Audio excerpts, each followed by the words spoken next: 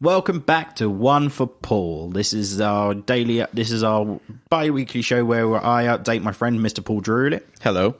on pop culture. Last show we did Clerks, and I thought let's do another first film from another director that I love, and this is Edgar Wright's first film. Well, not his first commercial film. He did one film before this called Shaun of the Dead. 2004 Zomedy. Yeah, it's Shaun of the Sheep, the wholehearted story of a sheep who plays pranks on the zombie farmer who rears him. Are you aware of Aardman Animation? Yes, of course. That's the joke. All right, Shaun of the Sheep. I was going to say because there is a Shaun the Sheep movie. Let's not confuse people here.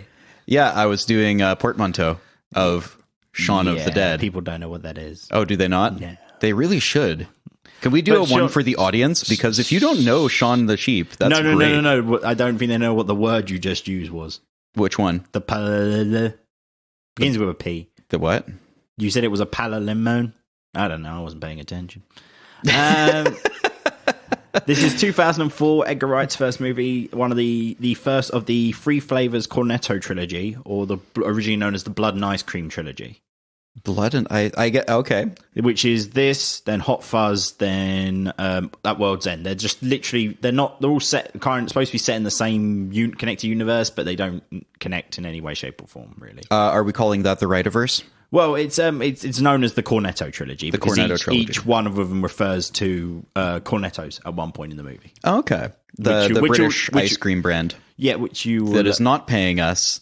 We'll have normally we'll have a t-shirt, but if you just send us a crate of ice cream, that would be great. Doubt it. It's walls. I love this movie. It was one of this movie came out around the same time I started collecting comics. So it was one of those things that I got the comic books adaptations when this was coming out, when the film came out. So it was quite nice. But it was also, this was just before the huge boom of comic book movies, zombie movies. Like, we hadn't just the Romeros were just like the Romeros Walking Dead was just launching as a comic book, let alone a series. It was just we were just getting the new Romero movies or the remakes of the Romero movies. I don't know what those are. That's like Land of the Dead and Dawn of the Dead when they did the 2000s remakes. I remember seeing a poster when it was going away from zombies being like the animated dead to the more viruses, like your 28 Days Later and stuff like that. Oh, okay, yeah, because I guess I don't know that much about zombie movies. I've sort of this isn't. This one is like a homage to zombie movies.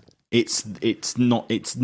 I wouldn't show this to people as like this is what zombies are like, because it does a representation of zombies. But if you want a proper zombie movies, anything by George Romero. Okay.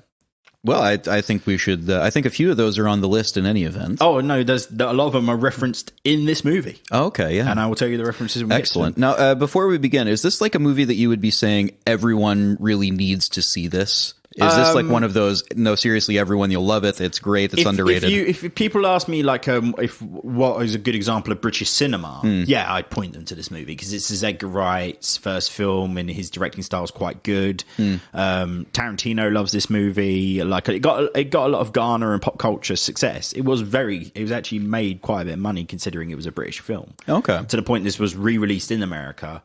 And every film that Edgar Wright's done since has had a global release, including the spiritual sequel or the next chapter of the Cornetto trilogy, which is Hot Fuzz, which came out 3 years later. I think the only Edgar Wright movie that I've seen before this was Scott Pilgrim, unless there's other ones. Scott Pilgrim versus the World, yeah. That was the movie he did in between Hot Fuzz and World's End. And then the film he did afterwards was Baby Driver. So I think he's now. We'll get to what I think about him now that I've seen this, but I was already a fan of the one thing that he made that I had seen, and I was looking forward to this. Before watching the movie, I'd sort of seen commercials. I know Simon Pegg's in it, so it's a comedy. This is Simon Pegg and Nick Frost. So Frost. This is like they're like the Laurel and Hardy of the new generation. Generally, it's big guy, small guy. They've done a lot of comedies together, including the main ones people know them for are these three movies, which is Hot Fuzz, Shaun of the Dead, and The World's End. Well, I mean, so I was going into this ready to laugh and ready to have a whole bunch of zombie movie and zombie comic references that I will not get thrown at me, but let's start from the start. Let's start where all great British films start, in the pub. Yep. So right away, could I just praise the cinematography and the shot choice in this intro sequence, because it opens on Shaun alone in a pub. Mm-hmm. No, wait, his girlfriend is there too. Seems she is having difficulty with his friend Ed, who is third wheeling a little bit. Oh wait, no, Ed also is there, and he's like right next to them playing the fruit machine. It's not because Ed's there. She feels the need that she's got to invite her friend Dave and Di there, who are also there. Could I also say the name Di in this instance is wonderful? Oh yeah. Well, her name's Diane. I got that, but everyone calls her Di. They could have called her John. Or like Susan, or whatever. Like, we're in the 21st century. They could have named her whatever they wanted to. They called her Di. Yeah. So my first expectation is like, okay, so she's the first one to go, right? Like, there's always in these kinds of movies subversion. The person who anyway. So then it turns out the two friends are also there in the pub. Mm-hmm. It's just some of the most clever framing I have ever seen. Nicely done. Edgar Wright is a great visual storyteller, as you'll learn as we go along through this film. To the point where I've had difficulty making written or spoken stuff about a visual thing. I ended up with paragraphs of just describing what was happening on screen. You'll get that. We're going to get there. He's a very visual storyteller. But of course, this was all. He's like her. We're also seeing that him and Shaun and her relationship is a bit fraught. That he's trying to make an effort, so he's like, you know what? I'll give up smoking. We'll go for dinner tomorrow. The place that does the fish. And I'll try and make up to you tomorrow. Mm-hmm. And then, of course, the next day, it's Shaun getting up. He's like, I'll play video games with my mate. No, you just got to go to work. Yeah, so he goes to work where he starts getting ready, and then we meet his the other flatmate. Well, the actual flatmate, as opposed Pete, to his house guest. Yeah, his actual flatmate Pete. Yeah, played awesomely by what's his name? Peter Serafinowicz, who's currently the Tick. So wait, what is his name? Peter Serafinowicz. His real name is Peter. His real name is Peter. Oh, okay. Also, yeah. He's claiming Pete. Yeah. I thought I missed where they said his last name or something for. No. He's just referred to as Pete. Okay, cool. But he's just like, the front door was left open again last night, and I would be upset. But in London, I would be real upset by that. Yeah. But they were just like talking about, Ed just keeps you down. You only keep him around to make yourself feel better. Do you remember that night we stayed up all night just drinking apple schnapps and playing Tekken 2? Oh yeah, I remember that. When was that? 8 years ago. When is he going home, Shaun? 5 years ago. I did the math on when is this thing set, because there's a couple of things that date it. 2004, 99. Tekken 2's that's about the right timescale for Tekken 2. Tekken 2's release date was 95. Yeah, but it's one of those games that you could just pop in a PlayStation and play all night. It was great. Completely understandable if they were in sort of 2001 saying, oh, hey, you want to play some Tekken? Yeah, no. Well, it would, 4 years before that would be too fat. Well, actually, be 99, so it's even more in the maybe because it's just before the release of PlayStation 2. So we could probably really nerd out and be like, no, this is actually on March the 15th. No, but it's moving on. Whatever. But we don't need to do that because we move into Pete, Shaun having a word with Ed, like, can you do a bit of tidying up and everything?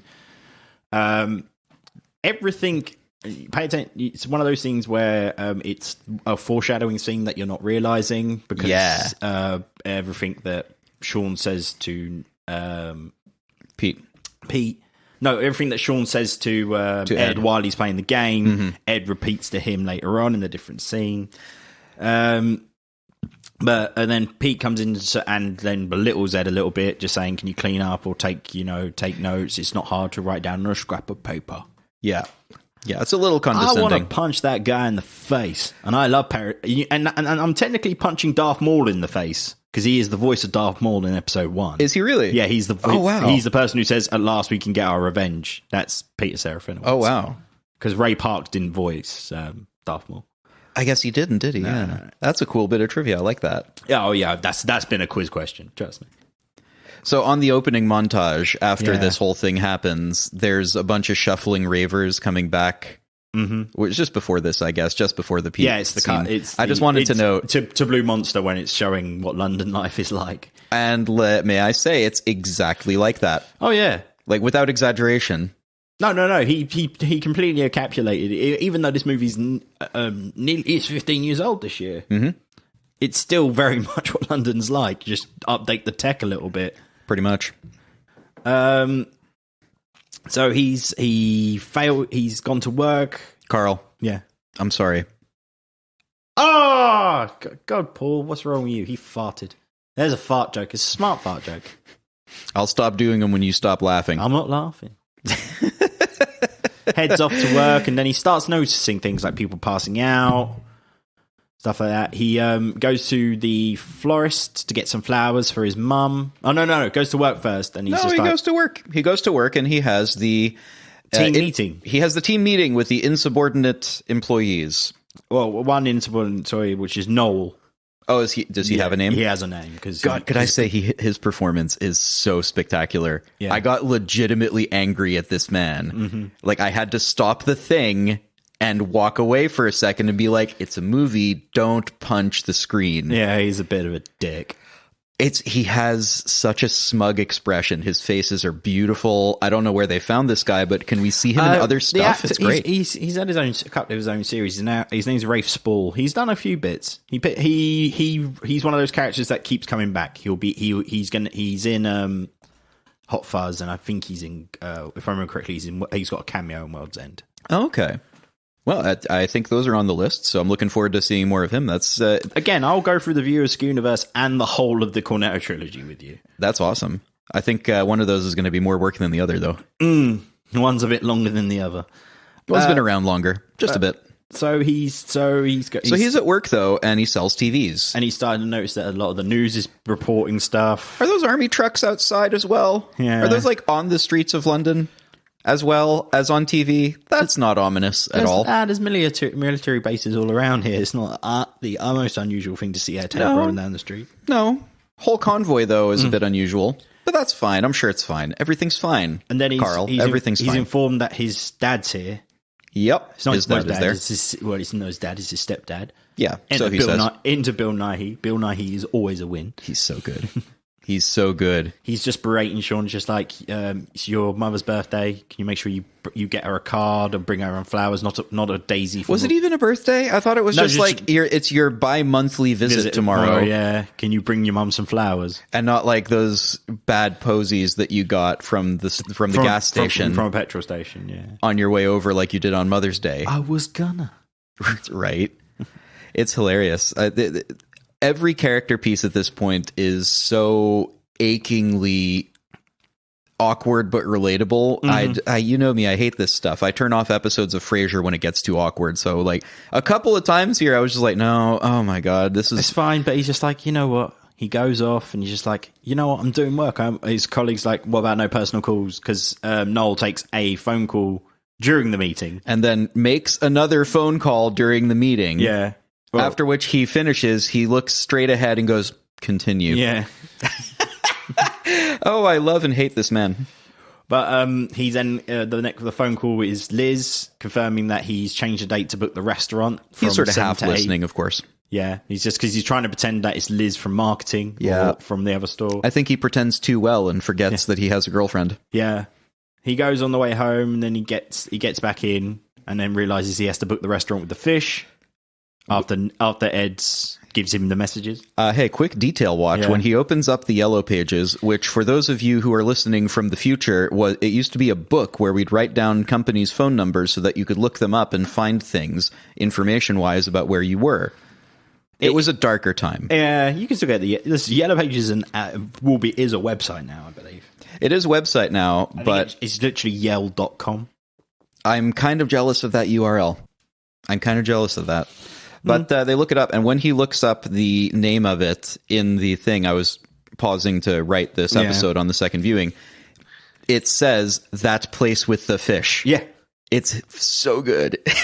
That's Edgar Wright for you. That's amazing. I love this man. He's very much like Tarantino, little bits of detail. To the point where I will warn everyone ahead of time, I will have noticed a lot of details that I'm not going to point out specifically, because if I did, we would be here for 5 hours. I could do this a couple of hours on this. If you'd like a 5-hour episode of One for Paul, please have us do the extended Lord of the Rings universe. Oh God, no. No, I have seen it too. I've binged the extended. Just weeks on end of us watching movies against our will. That's what you can do to us. You can do the extended in a day. Yeah, so what you're saying is you absolutely want to do a One for Paul on a movie that I have seen, in fact, and also I want is 12 hours long. I want Shaun's last ditch. Effort to try and get back with Liz after he tells her that he didn't get the reservations and suggests going to the pub again. I bet he feels very much like he's just spent 12 hours watching something dull. Yeah, I don't mind Lord of the Rings, but that's not what we're talking about. We're talking about. Did I imply that Lord of the Rings? Oh my God, yeah. I'm going to get letters. You can fill that on Twitter in the morning. All the gifts. One does simply not. One certainly simply does. I liked him in 2003. That's my opinion. But he then he goes to Liz with the flowers that he bought for his mum, trying to reconcile with her, but to no avail. I don't think there's any reconciliation. I think she's perfectly fine with him. No, they break up. Oh, his mum, though, I thought you said. No, his mum. Brings the flowers. Takes the flowers he bought for his mum to Liz. Is it bad that I forgot about that and I watched this an hour ago? That's crazy. Yeah. No, he has the flowers with him to bring to his mum, having just bought them. Yeah, and he rushes them, forgets to take the card out, which is to his mum. And in the spur of a moment, trying to be smooth, she gives the flowers to her. Manages to be almost smooth. It's kind of great. And then, of course, Liz breaks up with him, which leads to him, Ed and Shaun going to the bar. Yeah, because the only London-based solution to a breakup is a sesh. Always. No. It's just we're a nation that we drink to celebrate everything and to mourn everything. Yeah, and for no reason. Yeah, alcohol is either the life of the party or the medicine you need in a dark time. Also, tea does the same thing. Anything good, bad, or neutral happens, I have heard somebody say, "Oh, let's put the kettle on." Oh, yeah, stick the kettle on. Yeah. Comes up a couple of times. Tea is not tea, it's friendship. Yeah. Beer is not beer, it's friendship. It's also beer. Tequila's not friendship. Tequila is trying to get in someone's pants, but let's not go down that road. Ed then goes around and tells us all the characters that are in the Winchester drink there, like Snake Hips. Bigamist. The lady who did the first interracial hardcore loop. Café au lait. Pour vous. You know what's hilarious? I actually speak French, so when British people do stuff in French, I have no idea what they're saying.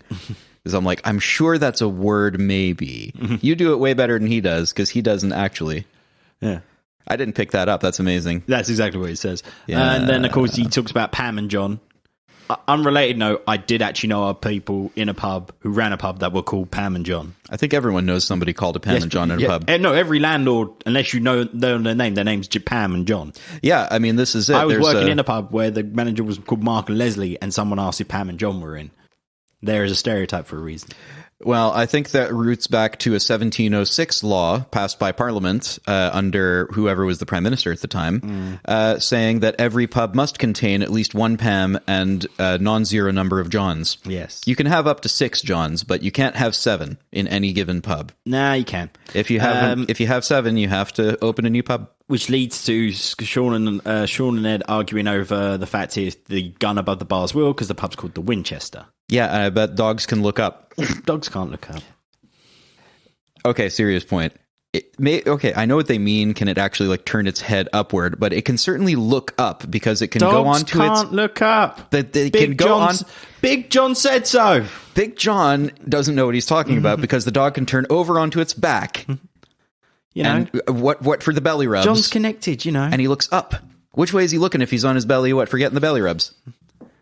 Yeah, but John's connected. He is connected. John is the guy at the pub, and there's it's called the Winchester, and there's a Winchester rifle above the bar.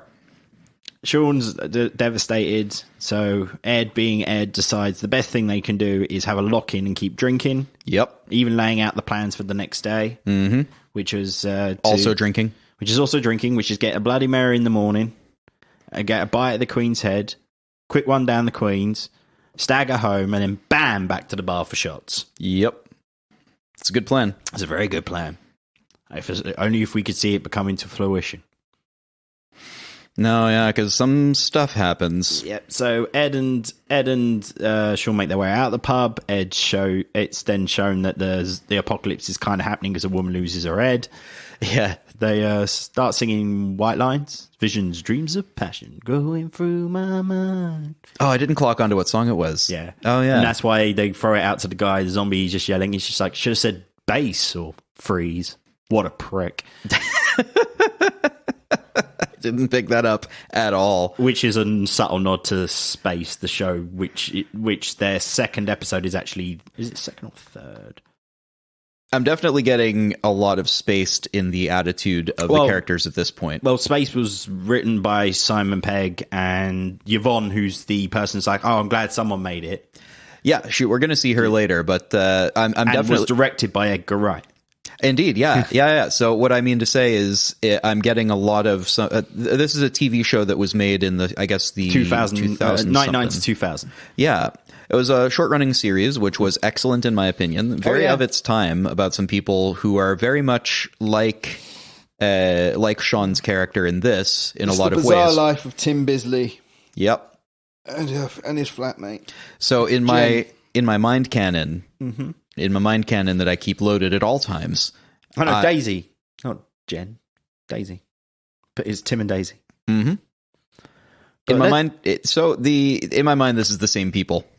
In my mind, Shaun just changed his name. It's very similar. Originally, Shaun of the Dead was going to be a space spin-off. But, oh, was it really? Yeah, but no wonder I saw it then. They decided to go back to the flat and start blaring some electro.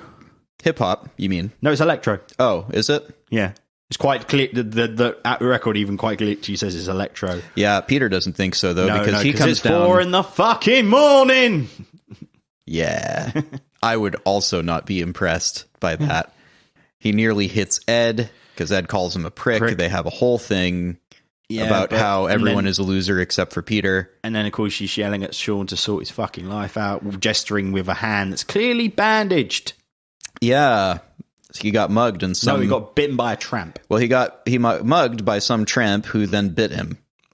Why did he bite you? I don't know. I didn't fucking ask him. Right. It's such a British argument. I didn't ask the mugger. Yeah.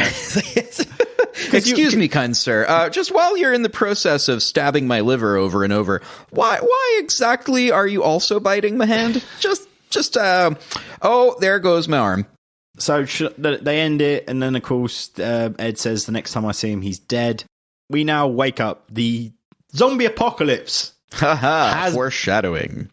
Basically happened. It's pretty much happening as we speak. It has been happening for a while. It's been on the TV screens, but everyone sort of ignored it and went about their... Is this the most realistic post-apocalyptic onset that we've ever seen in fiction? Because most people are just going to be like, I'm sure it's fine. Also, Shaun goes to Ed. What does he want from the corner shop? He wants a cornetto. This is why you get the Cornetto trilogy. But it also mimics the shot the day beforehand of Shaun going to the shop, but slightly different. Because there's a tracking shot of Shaun leaving his flat, crossing the road, going to the shop, getting a newspaper and a can of Coke. He then picks up a Diet Coke and then puts back and gets a normal Coke. And heads back home. They do the shot again, but obviously it's now the zombie apocalypse where there's now zombies in the street. But being hungover, I think we've all been in that. Place. He's not awake. He's not super awake yet. It's early. He goes over to the shop, doesn't even notice the blood on the ice cabinet because he's getting his... Like, you ever woken up and real hungover, just been like, I'm sure... where did I put that plate there? I'm sure. And are those mopeds, have those always been crashed on the pavement? I'm sure it's fine. Ladies, you've woken up certain mornings and not felt quite so fresh. Oh my God, the bloodstained handprints on the window. Yeah. But... and of course, part of me thinks, you'd see those. But I've also been that hungover, and you might actually just not see those. No, so he picks up a normal Coke, puts it back, put Diet Coke. He's all about making the change. Take a look at yourself and make the change. I didn't pick up on that. That's good detail. Oh, well, he then goes up to the thing, sees there's no papers, leaves the change there. What shrapnel he's got left in his back pocket. goes home, walks back. The beggar from the previous day, who is now a zombie, and Ed's not realizing, Shaun's not realizing, even though he's dragging his dead dog. You know what's bad? I didn't notice that. Yeah, no, most people don't. But it's the guy that tramped the previous day with the dog, and he's dragging. Is he really? He's dragging a dead Oh dog. my god! How did I not notice that? Oh, that's amazing. Edgar Wright, you magnificent man. Oh, there's cameos of the wigwam in this. So he goes back, and then it's they start watching the news and stuff like that. Shaun's starting to realize that something's happening, and then Ed turns to him and goes, "There's a girl in the garden." What? In the garden? There's a girl. So she's so drunk. She is so drunk. This is their first encounter with a proper zombie, Mary. Yeah. Wouldn't you also think she's drunk? You'd just be like, oh my god, you wouldn't assume zombie apocalypse. No, and it annoys me in certain movies where it's just like zombies turn up and it's just like, well, it's clearly the zombie apocalypse. That man coughed. Someone hand me my shotgun. Oh, we're getting to there. But it's quite clear. So they warm up to it. They go out, and she's drunk. They try and ask her to leave, and then she goes for Shaun. Ed decides to go pop back in the house. It'll be 2 minutes. Yeah, because it's important to get the disposable camera. Oh yeah, and take the photograph of her and Mary. Pushes Mary off after he realizes her eyes aren't quite right. Yeah. Yeah, and as he pushes, she tries to make some very unwanted advances toward his general neck area. Yep, so Ed and Shaun push her back, and she falls right onto a umbrella holder. Yeah. A big guy. Like a patio umbrella holder. It's a big iron thing that impales her all the way through. But that's not stopping any zombie ever, and she's no exception. She gets up, and we get a lovely interior shot of Ed and Shaun from her stomach. Yeah, maybe we should go back inside. Yeah. No, they decide that then another zombie turns up. So in fleeing, Ed's like, what's in the shed? There's nothing in the shed. So they start throwing... They somehow just have his whole collection of vinyl LPs. No. They throw the record that Pete threw out the window the night before. Being angry at the electro. And then realise this is a way that we could fight back. So they run back in. Probably the best use for LPs, if I'm honest. Shaun then goes through. Vinyl. Then people say that vinyl doesn't make a difference, and I think it's the difference that makes vinyl. Then he starts throwing records, but Ed just starts throwing it and doesn't realize he's just thrown an original pressing. So they're now going through his collection to decide what to throw. Batman soundtrack. Yeah, go on. Throw it. Sade. That was Liz's, but she did break up with you. You know what's hilarious is this is just another stage of breaking up, though, right? As you go through your stuff, you maybe have a bit of a clear out. They're doing an absolutely beat for beat breakup story. This is a romantic zombie comedy. It's called a zombie. Yeah, it's amazing. I've never seen anything like it, but I'm noticing the beats from rom-coms and whatnot that I've seen, and it is exactly that. Now it's time that they have a clear out. Now it's time that this happens, and they do it perfectly the whole way through. But it's also a zombie movie. So Shaun's had enough of losing his record collection and decides to break into the shed that's always been locked. Yeah. And then we get Ed and Shaun's trademark weapons for the rest of this movie. Shaun with the cricket bat and Ed with a shovel. Yep. So they both take it in turn, start wailing on these characters. Well, they're not characters anymore. They're zombies. Just zombies. Well, and you see them speed up a little bit and sort of get that... And into rhythm. Rhythm. Yeah. And that's they go back first in, time that they've ever killed something. Go back in, covered in blood. Shaun's standing there, shakingly holding his cup of tea, and Ed's just wiring into that cornetto. Yeah. Ed is very suspiciously relaxed in this situation. I think this is Ed's ideal scenario. It's like the world's gone to shit, and I survived. Right? And he's just like, oh yeah, brilliant. Yeah. I know exactly what to do. I play video games all the time. Whereas Shaun appears to be more appreciating the severity of the situation because he's staring off into the middle distance, having just killed someone. And then they were listening to the news report saying that they should lock up, refortified their homes and everything. And then, of course, Ed's most probably left the front door open again, which he has done. And another zombie comes in. An armless groom who was in the shop behind Shaun the previous day, looking. Oh, was he really in the jail cabinet? God, Edgar Wright, you magnificent man. Who actually is he has an amputee. He is legitimately missing an arm. But it took Simon Pegg about 10 takes to get to the point of actually like admitting it, because he didn't want to offend the guy. Yeah. So he's just like, oh God, he's got an arm off. Yeah, I guess that's a tough day on set too, because it's like, this is an extra, so it's not like you've been working with the guy for a while. No, but even the guy, like, they couldn't get the thing was on it, and like him, he brought them aside and it's like, Simon doesn't want to call you, say you got an arm, or he doesn't want to insult you. He's like, it's not insulting. I'm playing the role of a 2-armed guy who's lost his arm when he's become a zombie. It's not because he lost his arm during he was an ex-soldier. Cool, yeah, lost it in combat. Yeah, but no, he's just like, no, it's fine. You're doing if it makes the movie better, I'd rather be that. And he is one of the more iconic zombies in the movie. Definitely, excellent. Zombie performances. People tend to think that they're very simple, shuffle around, say a whole bunch, but we get examples of why it's actually a little bit more difficult than that later on. There is a nuance, definitely, to it. And I'll celebrate the performance of the. I didn't get his name, but he was an army. Yeah, of the actor playing the one-armed zombie. I think that was excellently done. I was afraid. Death by Ashtray. Death by Ashtray. That's bad. So Shaun and Ed decide that they're going to make their plan.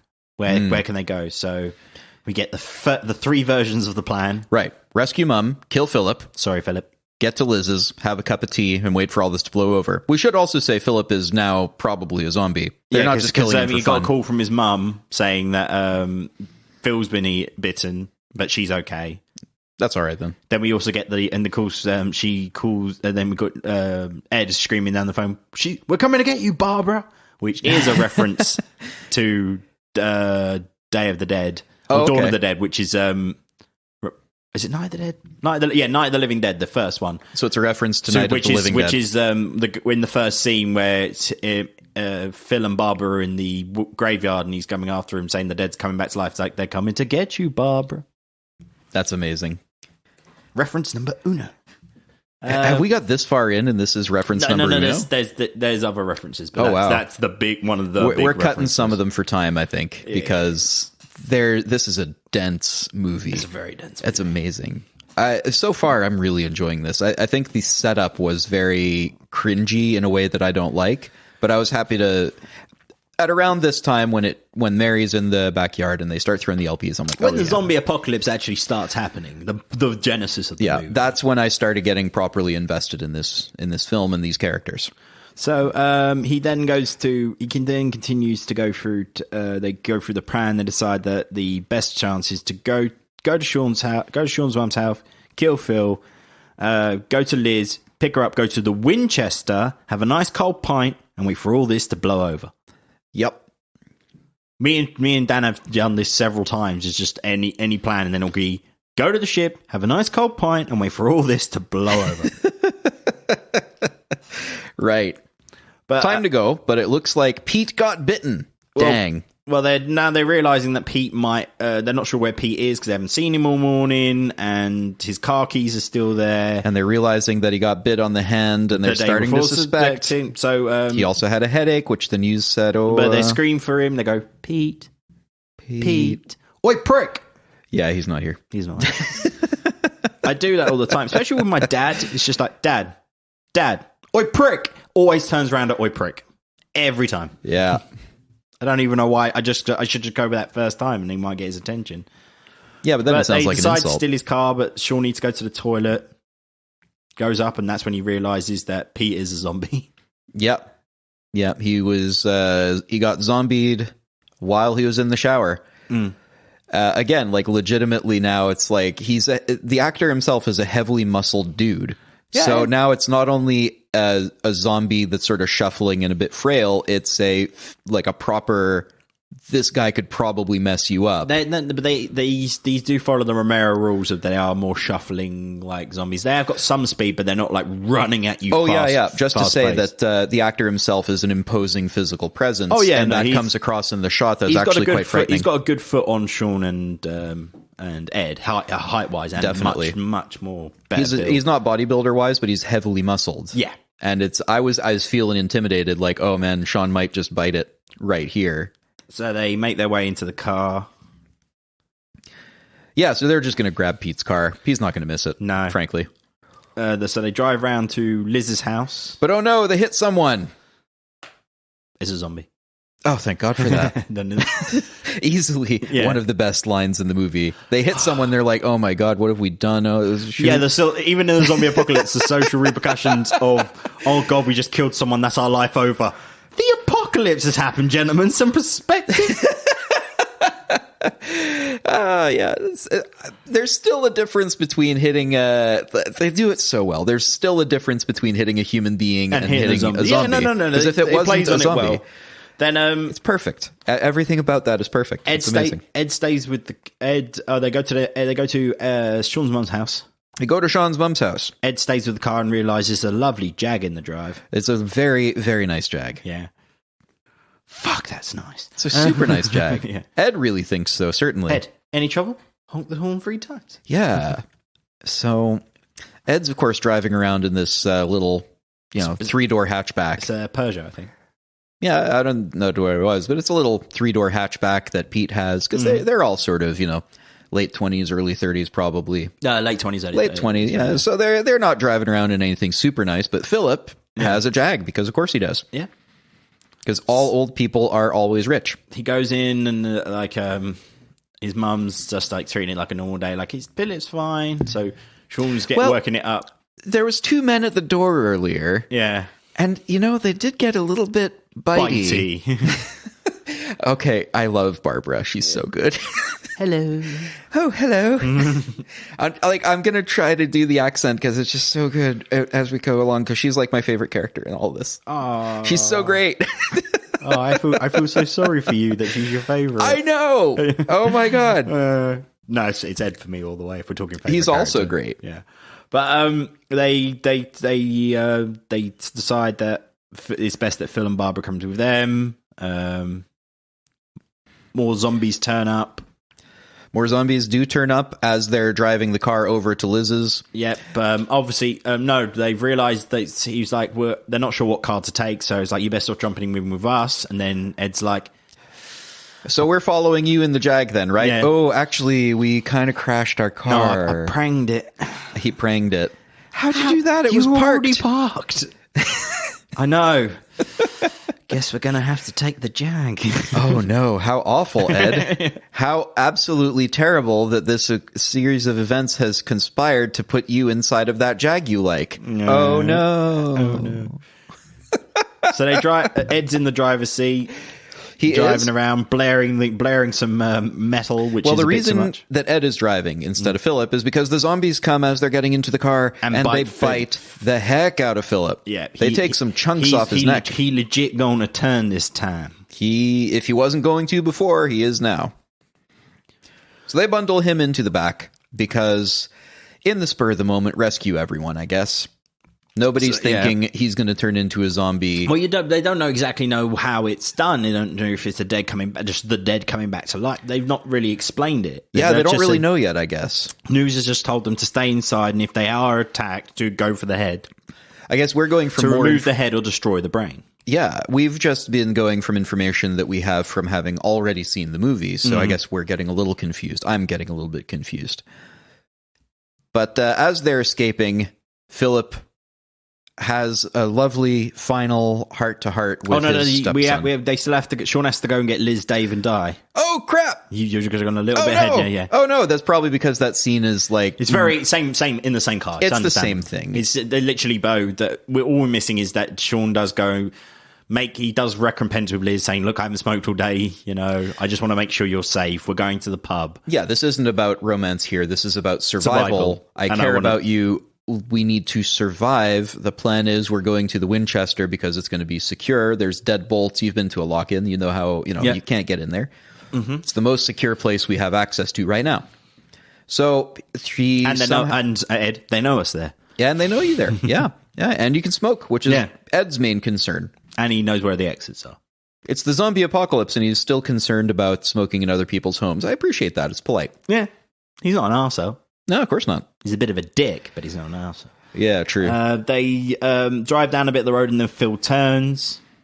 So, but not before making his peace with Shaun and that in the back, which is quite a nice moment.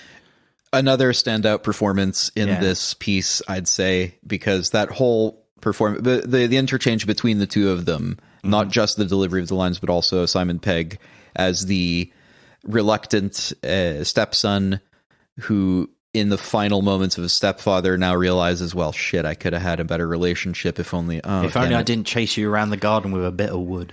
For putting half a Mars bar in my glove box. Yeah, I'm going to go on record and say maybe don't do that. Yeah. To anyone. But obviously they dispense of Phil, unfortunately. Then they move on by foot, going through the back gardens. You ever taken a shortcut before? Yeah. They had to ditch the car because Philip's in there, and they're not going to try to force the dude out. It's dangerous. So they have to continue on foot. Daniel, is that his name? David. He's an asshole. Played brilliantly by Dylan Moran. Yeah. I legitimately love this. Yeah. I hate the character. I love the actor. Oh, you can't not. He's one of the best Irish stand-up comedians of all time. Don't even put stand-up in there, and I agree with you. Don't even qualify that. He's amazing. But they continue on foot through back gardens. And they meet their doppelgangers. Yes. Including Bilbo Watson himself. Yes. That's interesting because all of them have worked together in different projects. You got basically nearly, except for one person, the entire cast of Spaced. Mm-hmm. You also got like Reese Shearsmith, Tamsin Craig, who was in Black Books with Dylan Moran. Mm-hmm. Julia Deakin, who's playing Yvonne's mum, was... one of the main characters is in Space as well, and then just Matt Lucas there because it's a British movie and Matt Lucas is in a British film if he can be. Yeah, Matt Lucas just shows up to set and people go, I'm sure that's fine. As Negative Ed. Well, he's called cousin. He's Yvonne's cousin Tom. That's amazing. But he is Negative Ed. That's amazing. Yeah, so these are the Bizarro World copies of all of them, and I guess Yvonne and they're all sort of. Is Yvonne the double of Shaun? Basically, it's Yvonne and Shaun, her partner Martin, and Simon Pegg and Martin Freeman are very similar build and height. Obviously, hair difference is the main difference. Yeah. Liz and Yvonne are supposed to be same age but blonde and brunette, and then of course it is literally doubles on doubles. Lucy Davis is very similar to Tamsin Craig and stuff, so on and so forth. Yep. So because it's a cameo, they don't actually join forces. No. They're going off to do their thing, and they are going to get holed up in the pub because you can just tell Bomb Yvonne just like, so your idea is just to go to the pub. You go, yeah. Okay, we're going to go get some help. Yeah. So just we'll see how she's that works just out. glad somebody's made it. Yeah. She's pretty cool, actually, in all this. I like this. Jessica Stevenson's quite a cool actress, and she's great as Daisy in Spaced. I loved her in Spaced. Definitely.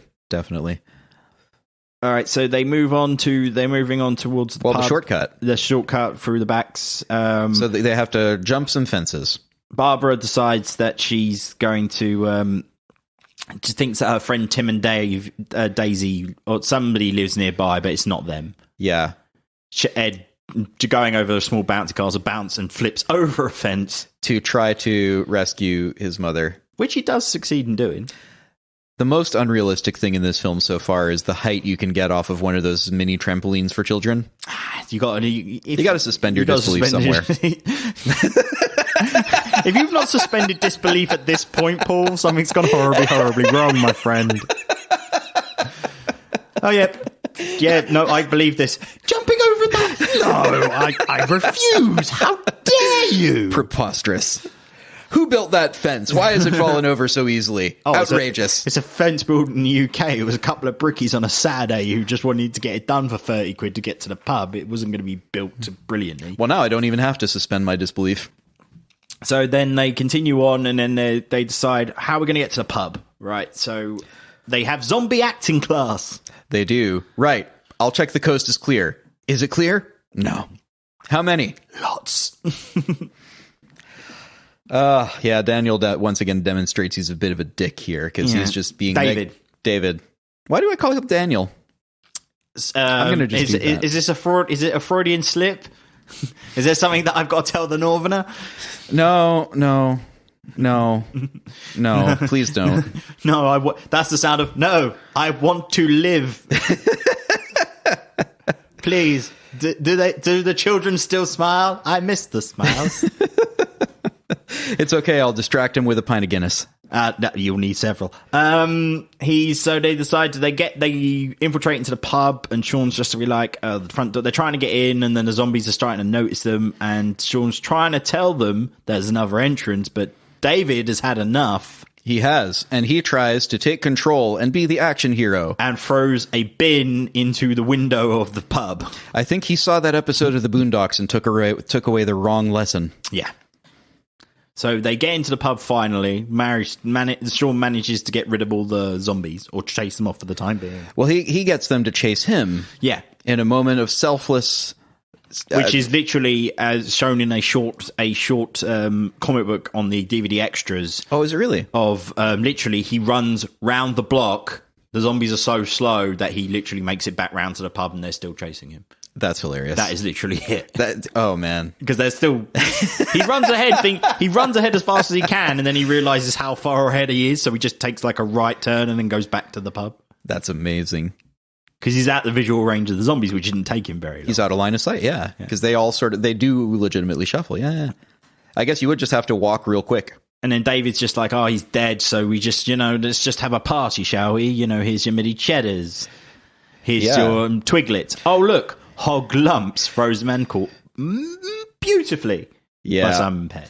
It's a great scene. And this is right after David. Mm-hmm. David, right? Yeah. Got it.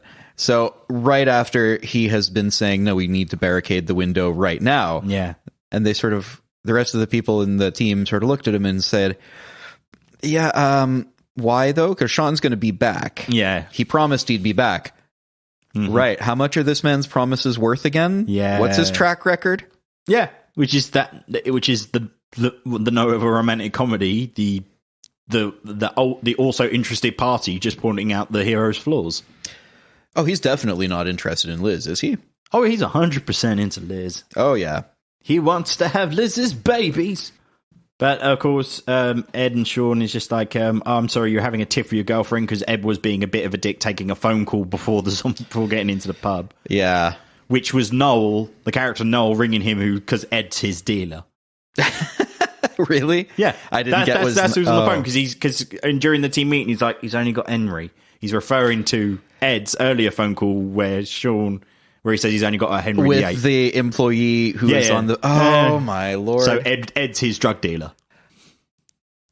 Edgar Wright, you magnificent man. Yeah, he's clever. He's very clever. Oh, that's so good. That's so good. So Ed... and that gives me my favourite line, and it's a line that me and Dan do all the time, which is the cooler's off, so it might be a bit warm. Thanks, babe. It's the look Simon Pegg gives him. Yeah. It's that, what is he, your boyfriend? He's not my boyfriend. Thanks, babe. Thanks, babe. It's that doe-eyed, beautiful beauty shot. Thank you. And that's how a bill becomes a law. Oh. Well, I think we were just talking about Ed and Shaun and Ed's love affair. For those of you who are not paying attention, Carl had to pee, and also the recording stopped randomly. I had to take a waz. Sorry, kids. So we continue. They're in the pub now. They are in the pub. They're having hog lumps and beer and trying to get the TVs to work because they realise the electrics are working. Yeah, because Shaun has now sacrificed himself, except not really, because he led the zombies away. Yep. So they hunker down, and that's when they start to notice Barbara's not looking too good.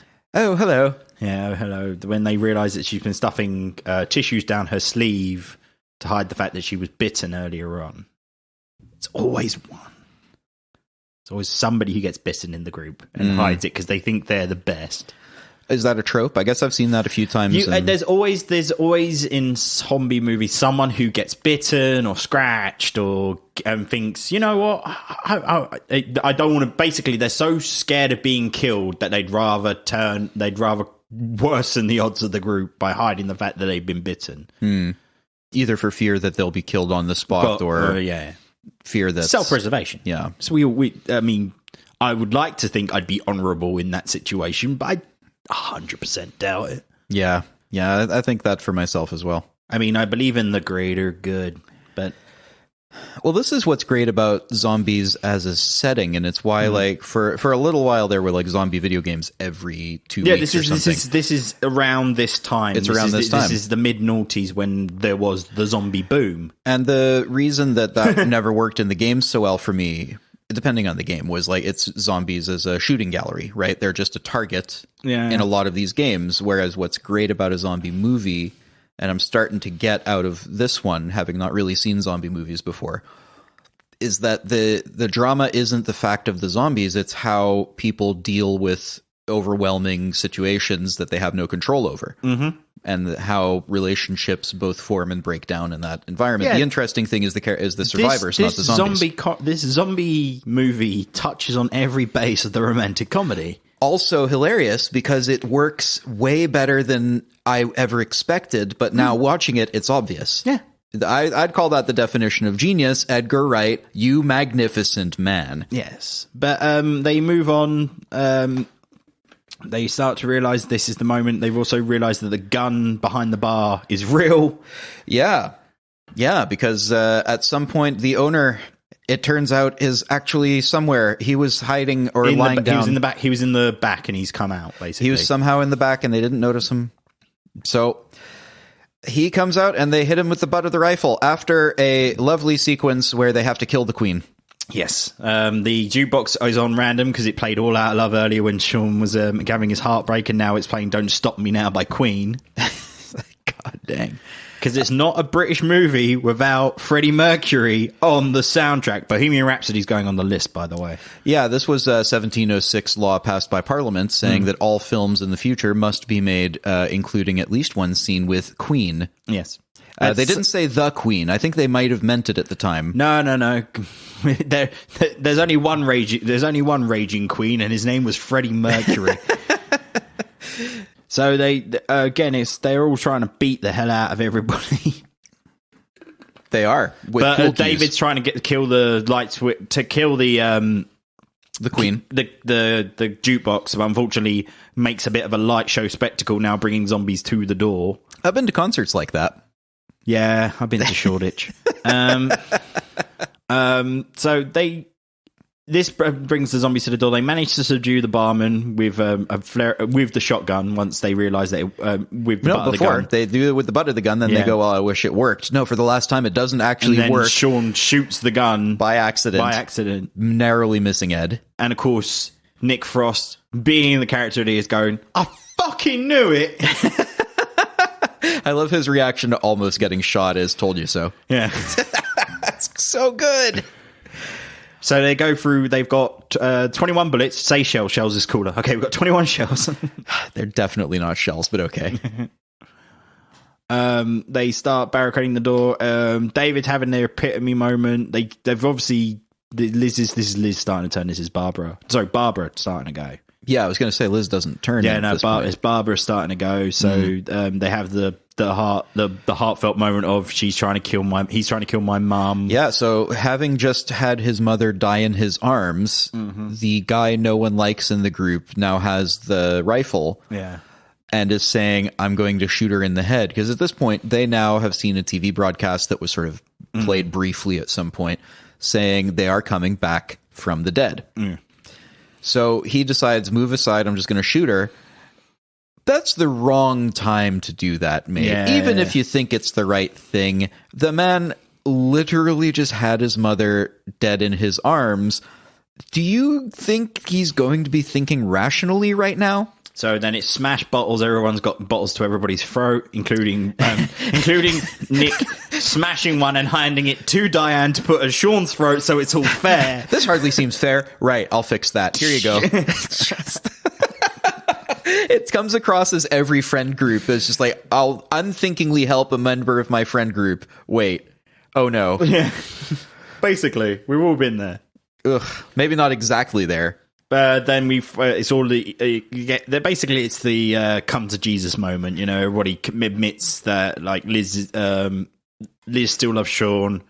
David's in love with Liz, and Diane's only with David because she settled for David after she couldn't get with Liz. Can I say poor Diane? She's so great, though. Yeah, but again, it's one of those things. It's like I'd rather not be alone, and have someone, even if they're pining for my best friend.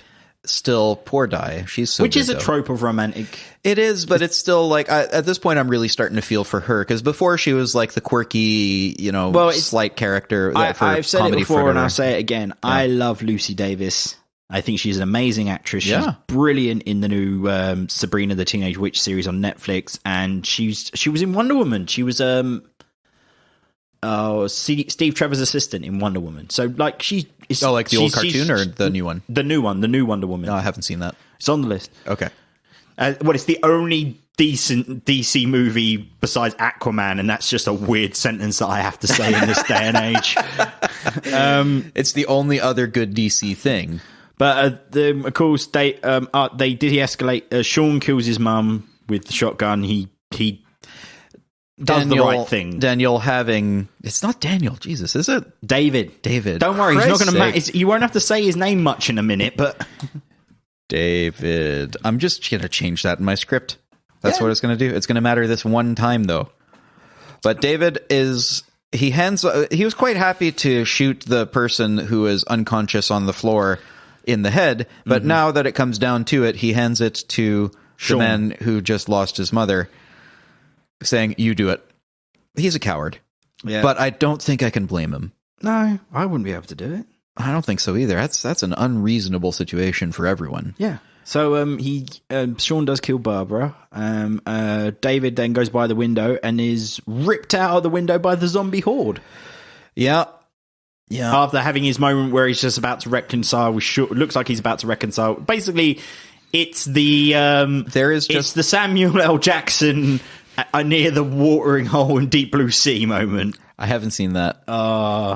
Is that on the list, or is it not good enough to put on the list? Fuck yes, Deep Blue Sea is on the list. We got to keep actually keeping track, including of the LL Cool J rap. Awesome. Bigger, badder. My hat is like a shark's tail. What? That is the actual soundtrack to Deep Blue Sea. That's amazing. I just want to point out one quick thing that really characterizes David at his lowest point. Yeah, which is Shaun, having just shot his now reanimated mother in the face, drops the gun in exhaustion, both physical, I'm sure, and also emotional exhaustion. And when David tells him, "Well, I think we can all agree you did the right thing there," he turns around and punches the dude, which gets the whole thing going. So he punches the dude, who falls to the floor, where there is now the rifle, picks up the rifle, cocks it, and fires, or at least operates the trigger, because there's no bullet left in there. No. But he was absolutely, in that moment, prepared to shoot and kill Shaun. Yeah.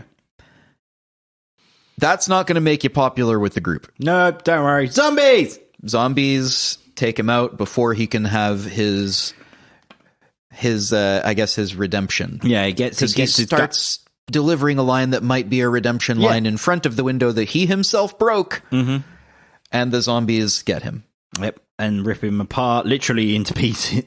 He gets drawn and quartered, basically. He literally, yeah. And then Lucy, sorry, Diane, not having it, still wanting to be with her love, decides using his very leg as a weapon, opens the front door and runs out and attacks zombies, tries to get berserker her way through to get David back, who is clearly dead because you're using his leg to kill people. You just saw the man get eviscerated in front of you. Also, shout out to practical effects, because underdone and extremely effective. Yes.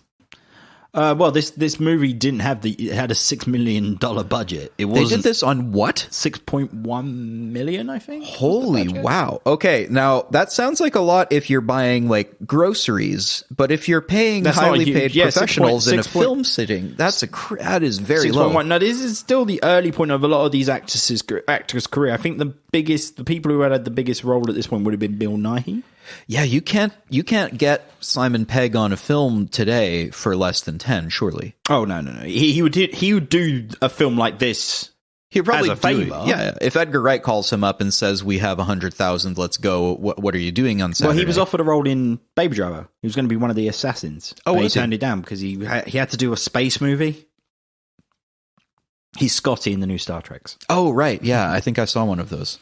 Then he continues on to it. The movie picks up pace now because the zombies have gotten into the pub. So a lot of stuff happens very quickly. Including Dwayne turning back up again. Not Dwayne. Pete turns up again naked. Yeah, still naked because zombies don't dress themselves. They just walk around. Fuck a doodle-doo. Well, fuck a doodle. This is because it's his line before. Yes. So they start flaming cocktails. So they've set the bar on fire. Yeah, at this point the zombies are in. There's no...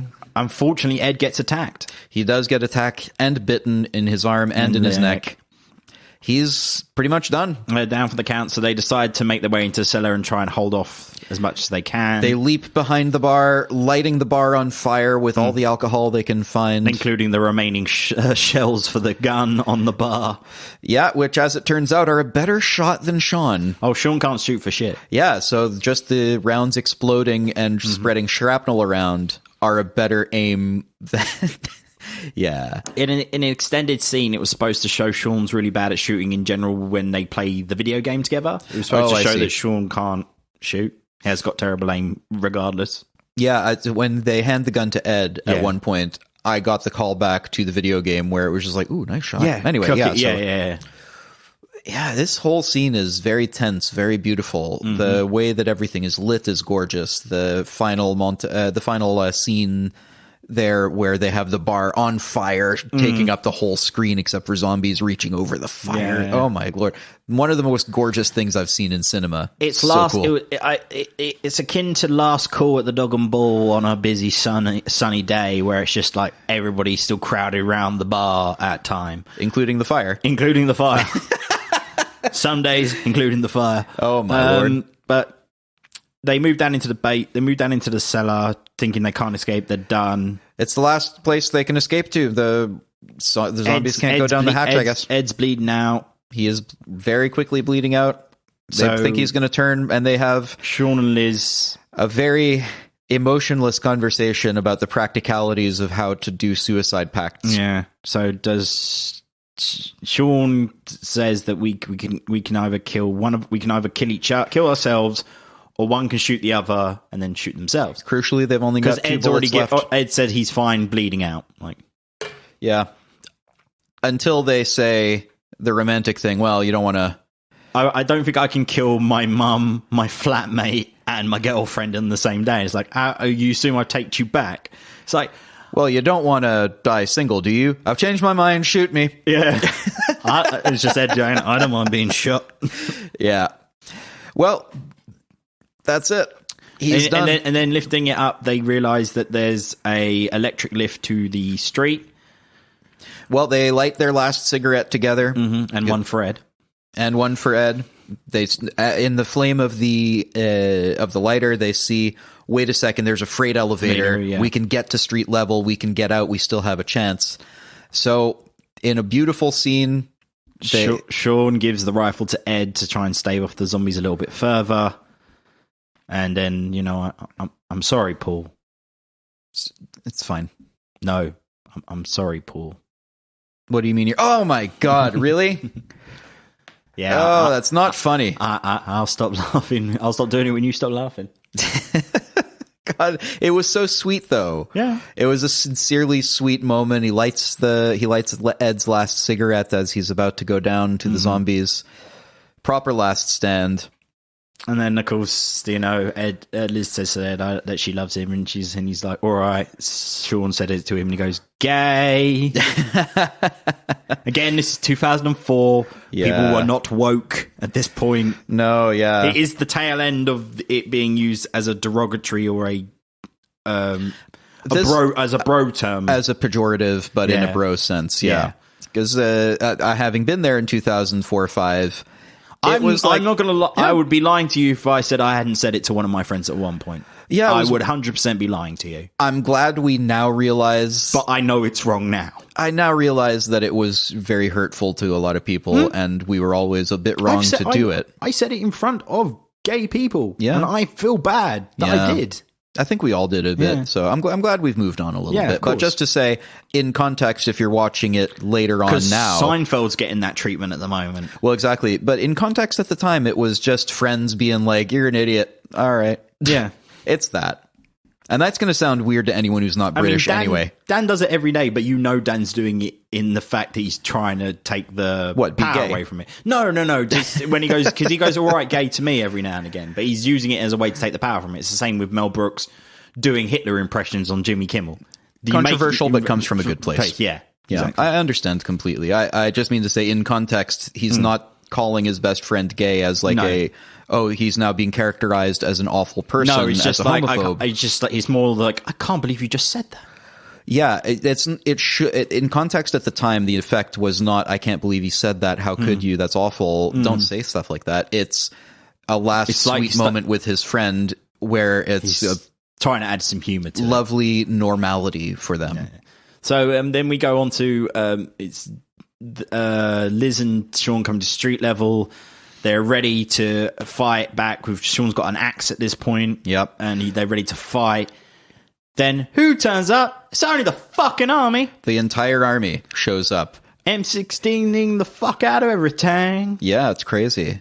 And then there's Yvonne. Well, here's the thing. In that scene, my fear was they're going to get mowed down with the zombies. Yeah. Like, I was sincerely like, oh, that's how this is going to end. Well, that's how the Night of the Living Dead ends.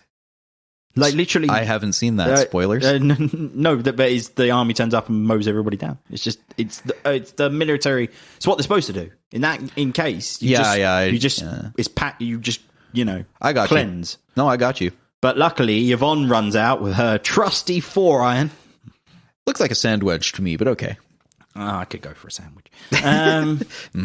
Open-faced club sandwich. Then, of course, it's another rehashing of a previous scene. It's just like, did you glad you made it? You guys all right? Yeah. How you doing? Surviving. Yeah. Is it just you guys? Yeah. Well, at least somebody made it. Yep. Deus Ex Deus Ex Army. Yeah. Deus Ex Military. But then it's a jump to 6 months later. Yep. There's now reality shows about zombies. They realize it was a tainted monkey. Probably. So it's it's taking the piss out of the 28 days of a lot of like genetic virus and stuff like that. Which in earlier scenes there was a little bit of radio stuff like, and this weird space thing has come down from the, like that's David Williams. Is that really? One of the radio editors is David Williams. Oh, that's amazing. Yeah. Oh, this is full of like British people and stuff and cameos and that. But just to say, do you remember, you've seen Space? Yeah. You know, the when they're looking around the pub just before they go in the bar and they have all the zombies in front of them? Yeah. One of them's Noodles. One of them's... oh, no way. One of them's the bite messenger. Oh, no way. In his ghetto. How did I not notice that? It's probably because looking at him... It's literally a blink and you'll miss it kind of a scene. But he's one of the ones right at the front. Oh, that's amazing. In sight. For those of you who haven't seen this, his whole thing is he listens to GABA. Yeah, which is 180 BPM dance music. Yeah. It's preposterous. Yeah, he's one of... He doesn't eat anything. No, his stomach's like a walnut. Probably all the drugs. Yeah, it was just like, I remember you. I remember you crying your arm, missing me, and I was your da. God, yeah. So now we're just going to be talking at space quotes all day. We'll do space later on. But well, I've seen it. We can't. It's not a one for Paul. We'll have to find somebody else for this to be a one for. But no, they have that moment, and then it's him and Liz. They're just like, they're going to have a lazy Sunday. Yep. Shaun then excuses himself to go out. I want to make note of the TV and what's on TV at this point, because that's what they're doing. They're sitting down, having a normal day. Yeah. Liz seems to have... she now prefers, it seems, a bit of normality from time to time. I'm sure she likes to go out and have a nice time. Again, they're still saying, like, their Sunday is to veg out a bit, go for a Sunday roast, and then come home. Yeah. I mean, that sounds like a great Sunday. I know tons of couples that is their Sunday. That's my Sunday. Except I don't do it with another person. Oh, I just make a roast. It's the best. Oh, tiny roast. Tiny roast. That's a roast for one. But what's on TV is things like there's now a reality show in the vein of Takeshi's Castle where they have the zombies. Trisha. Trisha is so good. Like, I can't do the voice. Can you do the voice of the lady? Who's just like, I was married to him, but I love him, so we're still together. But he's dead. Some people might have a problem with it, but I don't have a problem with it. I don't see why people have a problem with it. I've still got this ring on my finger. He's still my husband. Yeah, it's so god dang. Yeah. But you sleep with that thing. Yeah. God dang. There's some, so it's just been absorbed in the thing, and they have biopics, symbiotes doing of the news guy who's like, I never thought that I would have to say remove the head of the thing. Destroy the brain. So they get, Shaun goes out to his shed. The door's been refamed, and he sits down, and it says, "Player 2 enters the game." Yeah, because He's found Ed. he has found Ed. He's got zombie Ed chained up in the shed, playing Time Splitters. That is the game they're playing, by the way. Zombie Ed in the shed. Doesn't have a bed because he's dead. Yeah. Now I ask you what. Now I know you asked for a rhyme before. Yeah, just before this show, I asked what rhymes with shed because I forgot how rhyming worked. Also, how words are even. But and then that is Shaun of the Dead. That was Shaun of the Dead. That's the end of the show. One bit I wanted to speak about. I told you that Ed planned a day for him when he was drunk. Yep. Ed plans out the exact day that happens the next day. Everything he says happens. Go on. They start with a Bloody Mary in the morning. They do. Mary was the name of the zombie that they were waiting on. They have a bite of the king's head, which is Shaun. Which is Shaun's stepdad getting bitten. They pick up the Queen.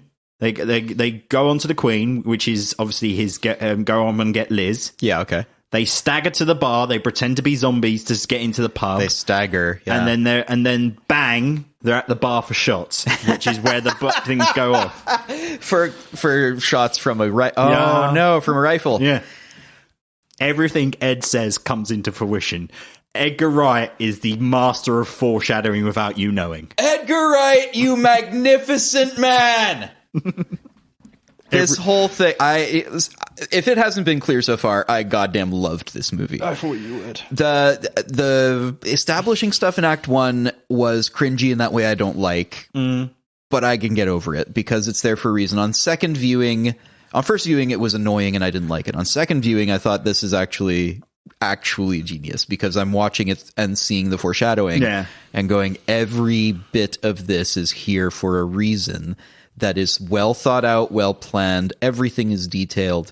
You can watch Edgar Wright doing on the DVD extras for Shaun of the Dead doing the elevator pitch, like with a paper flipboard going through every scene, like how it's all linked, even it's broken down. The movie's broken down by Ed's speech. By everything he says. That's how he breaks the movie down, selling it to people. Are you telling me that Edgar Wright carries around a gigantic whiteboard flippy board thing at all times, just in case that he's in an elevator? It was him and Shaun recorded their elevator pitch to watch it back. So it's on the DVD extras. I think that if you're really dedicated, you do just, anytime you're in an elevator, you put a whiteboard in there. Yeah, I wouldn't mind. I'd get much more work done. I'll tell you that much for now. I'm glad you enjoyed this one. Obviously, the reason I said to do this was on the last show, which is going up day of this recording, the most recent Pop Culture Pod. Dan showed a photo of swole Simon Pegg. Yeah, and then I re-looked at the list and was like, "Oh, we have to do Shaun of the Dead." Well, there you go. Yeah. It's Simon Pegg in this a lot less swole than he is in present day. Well, no, this is still comedian Simon Pegg. Rather than dramatic actor. This is pre-action role Simon Pegg. I like him in both. He's got range now. Oh, yeah, he's got an amazing He's really range. gotten... I don't want to say better, because his performance... there are so many standout performances in this on their own. So many... Well, nearly everybody in this cast has gone on to do great stuff. I mean, clearly. Particularly, I love the relationship between Ed and Shaun. I also like Shaun and Liz. Mm-hmm. And I really like how Liz sort of becomes the sort of, call it first officer of the group, where Shaun is sort of making decisions and trying to do the best he can and somehow assumes this leadership role, which he can do in a crisis, but he can't do in a shop. I think it's just the fact that, he's the only one verbalizing ideas, and sometimes that's how you become a leader, is just the fact that you're pointing out a way to do things. We say that, but it doesn't work for everyone. It doesn't work for David. There you go. He's got no charisma. I was so close to saying the other thing. The guy's got no charisma. Dylan Moran, on the other hand, has got charisma coming out of his wazoo. My next note. He has several wazoos, all of which produce ungodly amounts of charisma at all times. Yeah. Which is why it's so weird to see him in this kind of role where he's supposed to be unsympathetic, but he doesn't end up in unsympathetic to me. At least on second viewing, No. these are all people who are dealing with preposterous, unreasonable circumstances, who have reasonable wants and desires and have no idea how to get them. He is the victim of his own failings. He is a bit of a coward, but wouldn't you be? It's a horde of the undead. Yeah. It's an unreasonable situation. It's them trying to break it down. I think everybody, myself included, I would hope that I'd be a Simon Pegg, but I think I would hope I'd be a Shaun. I don't think I would be an Ed. I don't have that. Oh, I'd totally be an Ed. I think you would be an Ed. My fear is that I would be a David. That's my fear in that situation. That I would try to be too reasonable. I would literally roll with the punches. If the zombie apocalypse happened, I'd be like, right. I mean, we're both giving ourselves rather a lot of credit here, saying we'd either of us survive in the first place and not just like shake someone's hand and have them bite us. You got to be the lead in your own movie. I mean, as much as I always cast myself as witty sidekick, I will, But that's the joke, though. Surely, you cast yourself as the sidekick, who is in fact the main character. Oh no! Even in stuff I write, the characters I write for me are always the witty sidekick. I've never written anything with me as the lead. With you as the protagonist. No. Okay. Never done it. Don't like to. Yeah, fair enough. But I don't know what we're going to do for the next one for Paul, but we got 2 weeks to decide, including the time of another Pop Culture Pod will be recorded and released, hopefully. Yeah, so if you guys have any ideas, feel free to hit us up on Twitter, which is, where can they find us on Twitter and whatnot? We're _Pop Culture Pod, we're Pop Culture on Facebook, and we're _Pop Culture Pod on Instagram. Where can I find you, Carl? I'm at Halfblind1989. And I now have Twitter that I have not touched in a week, which evidently you don't just start an account and tell people to go there. You actually have to write things. So I'm going to try that this week. My name on there is at Speakercone. At Speakercone. Okay. Well, you catch us next show, which would be the return of Dan and the return of PCP, and we will be back in couple of weeks with a new one for Paul. All right. I've been Carl Rowland. I've been Paul. Catch you soon. Bye. Bye. He wants to have Liz's babies. Well, now I don't even have to suspend my disbelief.